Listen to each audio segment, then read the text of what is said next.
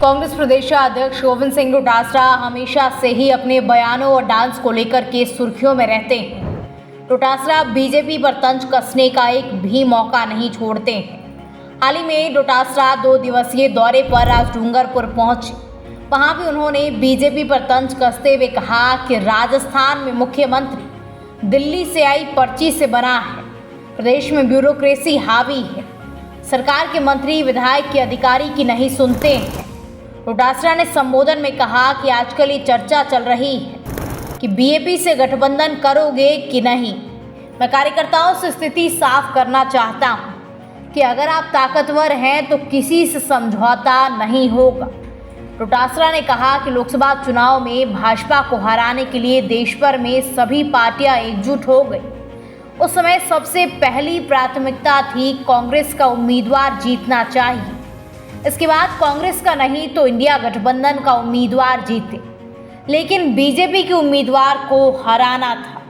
Banswara seat पर कांग्रेस के सभी नेताओं से बात की, लेकिन कोई मालविया के सामने लड़ने को राजी नहीं हुआ। मजबूरी में कांग्रेस को धोखा देने वाले और भाजपा को हराने के लिए बीजेपी से समझौता करना पड़ा, जिसमें हम कामयाब हुए और भाजपा हार गई। डोटासरा ने 84 विधानसभा क्षेत्र के कांग्रेस नेताओं से 84 विधानसभा सीट पर 3 बार से कांग्रेस की हार पर सवाल किए।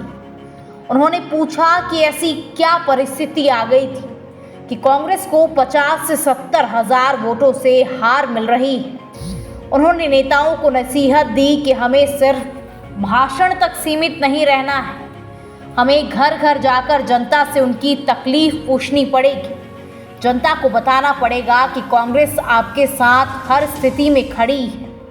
कांग्रेस प्रदेश अध्यक्ष ने भाजपा पर निशाना साधते हुए कहा कि प्रदेश की जनता के साथ धोखा हुआ है, लोगों के बीच झूठ फैलाया और बीजेपी सरकार आ गई। 84 सीट पर 3 हार को लेकर सवाल। भजनलाल सरकार पर डोटासरा का हमला। डोटासरा बोले मालविया ने धोखा दिया, इसीलिए 84 विधानसभा में बाप के साथ समझौता करना पड़ा। राजस्थान में गठबंधन जैसी कोई बात नहीं, आलाकमान करेगा आखिरी फैसला।